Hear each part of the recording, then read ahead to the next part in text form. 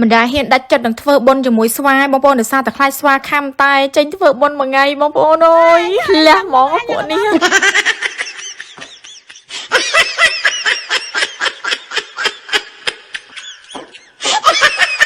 ខ្ញុំដល់ពេលអញ្ចឹងហួសចិត្តតាបងប្អូនកាត់វីដេអូបដាអង្គុយសើចបដាដល់ពេលមកបញ្ចូលសលេងនេះអង្គុយសើចទៀតយីមិននឹកស្មានសោះថាគេមួយគេស្រួលដល់ម្លឹងណោះហើយស្វាដែលខ្ញុំយកចេកយកអីទៅឲ្យនៅបងប្អូនគឺនៅលើខ្នងភ្នំសំពៅនៅខេត្តបាត់ដំបងដែលខ្ញុំឡើងទៅថ្ងៃមុននេះឯងនិយាយពីថាមុខមួយគឺថាគួរឲ្យខ្លាចមែនទែនកាចហ្មងហើយបាទស្វាមួយដែលអង្គុយស៊ីចេកនៅមុខខ្ញុំហ្នឹងបងប្អូនវាកំពុងស៊ីអញ្ចឹងខ្ញុំហុចឲ្យមួយទៀតវាយកឲ្យបងប្អូនប៉ុន្តែអាមួយទៀតវិញនិយាយពីថាលុបលុនហ្មងហុចឲ្យវាមួយអញ្ចឹងវាកំពុងទៅស៊ីដល់ពេលមកសន្ទុះខ្ញុំបេះមកហុចឲ្យវាមកតង់ទៀតបងប្អូនដឹងមិនអត់វាយកមួយទៀតសូម្បីតែស្វាក៏មានអាលបលុននិងអាអត់លបលុនដែរបងប្អូនឃើញអត់វាកំពុងតែសៀយើងហុចឲ្យវាមួយទៀតវាយកមួយទៀតអញ្ចឹងណាវាមានប្រភេទដូចតែមនុស្សយើងដែរអញ្ចឹងជូនចំពោះបងប្អូនណាដែលតាមយករង្វាន់ណាបងប្អូនឃើញអត់សូម្បីតែ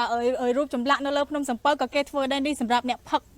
ប៊ីយ៉ាអីផ្សេងចឹងតបងប្អូនឃើញទេគេបច្រកហ្មងឃើញទេនិយាយទៅសូម្បីតែយើងផឹកចឹងក៏យើងអាចធ្លាក់នរកបានដែរដែលរូបចម្លាក់នេះគឺតំណាងឲ្យរបៀបហ្នឹងបងប្អូនហើយនិយាយទៅខ្ញុំសូមសរសើរអ្នកកសាងចម្លាក់នេះមែនទែនបងប្អូនដែលគាត់បដៅបានល្អណាសម្រាប់អ្នកប្រើប្រាស់នៅជាតិសវឹងផ្សេងបងប្អូនដែលធ្វើឲ្យប៉ះពាល់សូម្បីតែស្លាប់ទៅធ្លាក់នរកក៏យកមករៀបតាមបច្រក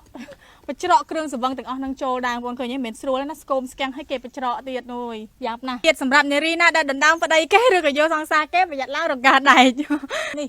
មានដូចជាតំបន់នៃឋាននរុបងប្អូនមានតាំងពីដកអណ្ដាតដកថ្មិញអីណាអូសពគ្រប់អ្នកដណ្ដើមប្តីគេប្រពន្ធគេអ្នកលួចទឹកដីគេអីគឺវាមកចាប់មកនិយាយទៅឋាននរុមានតាំងពីស្រីឡើងរកាដែកទៅចាក់គូចឯខាងក្រៅទៀតសពអូយបងប្អូនឃើញចម្លាក់មួយនេះខ្ញុំខ្លាចតែប៉ះពាល់ខ្លួនឯងអញ្ចឹងខ្ជិលនិយាយទុកឲ្យបងប្អូនគិតមើលខ្លួនឯងហើយសម្រាប់នេះគឺវិញគឺជាយមរាជបងប្អូនប្រកាសឈ្មោះអ្នកដែលធ្វើអំពើអាក្រក់ទាំងឡាយហើយខ្ញុំចាប់អារម្មណ៍មាននេះអ្នកចូលមន់បងប្អូនដល់ពេលចូលឋាននរុទៅកាត់ក្បាលមន់ហើយនៅវាយគ្នានៅក្នុងឋាននរុទៀតហើយនេះវិញគឺជារូបចម្លាក់ដែលតំណាងឲ្យមនុស្សស្រីនិងមនុស្សប្រុសដែលផិតក្បត់បងប្អូនឃើញដល់យមរាជណែគ្រាន់តែដាវដាក់មកកបិតមកដាច់កកបាត់ហ្មងហើយនៅក្នុងនេះផ្ទះខ្លាញ់អាមកខ្ញុំឯង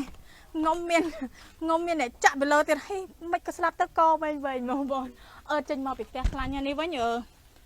អីខ្លះនេះសម្រាប់ចម្លាក់ឋាននរុនេះគឺមាននៅលើខ្នងភ្នំសំពៅនៅក្នុងខេត្តបាត់ដំបងយើងនេះឯងបងប្អូននិយាយទៅធ្វើរបៀបនេះគឺណែនាំមនុស្សបានច្រើនមែនទែននៅពេលដែលពួកគាត់បានទៅដើរលេងគាត់ឃើញរបៀបហ្នឹងយ៉ាងណាក៏នឹកឃើញបានខ្លះដែរទាំងខ្ញុំទាំងគេអញ្ចឹងណាហើយបើតាមខ្ញុំក៏លេចមើលទៅចម្លាក់ទាំងអស់នេះគឺប្រហែលជាសាងសង់យូរហើយបងប្អូនដោយសារតែមានដូចថាដោះស្លែដោះអីខ្លះអញ្ចឹងណាហើយម្យ៉ាងទៀតស្លឹកឈើស្លឹកអីក៏មិនសូវជាបានស្អាតខ្លាំងអីណាដែរប៉ុន្តែល្មមថាពេលដែលយើងបានឡើងទៅក្នុងភ្នំសំពៅយើងបានឡើងទៅលាងខ្មៅយើងក៏ឆ្លៀតបានទស្សនាកំសាន្តអារម្មណ៍ផងឬមួយក៏នឹករលឹកនៅអំពើបាបដែលយើងធ្វើផងឬហើយយើងភ្ញាក់ខ្លួនបានខ្លះអីចឹងណាបងប្អូនហើយចម្លាក់នឹងមានច្រើនណាបងប្អូននិយាយទៅមានតាំងពីអីគេបច្រកស្រាបច្រកអីច្រើនសពគ្រប់បែបយ៉ាងប៉ុន្តែខ្ញុំរៀបរាប់បានអស់ទេដោយសារតែចម្លាក់ខ្លះគឺយើងមើលអត់សូវយល់ដែរបងប្អូនហើយជាធម្មតាឲ្យតែគេសាងសង់ចម្លាក់ដាក់នៅក្នុងឋាននរុដឹងតែគេសាងសង់របៀបហ្នឹងឯងបងប្អូនមនុស្សដូចប្រែតដូចមនុស្សមើលទៅវែងចៃគ្នាដាច់អីចឹងណាបងប្អូនមើលទៅដូចសត្វអីបន្តិចចឹងទៅបើសម្រាប់បងប្អូនអ្នកខេត្តប៉ៃលិនវិញនៅពេលដែលគាត់ឃើញចម្លាក់របៀបនេះគាត់ដឹងនឹកឃើញចម្លាក់នៅលើភ្នំយ៉ាតហ្មងដោយសារតែ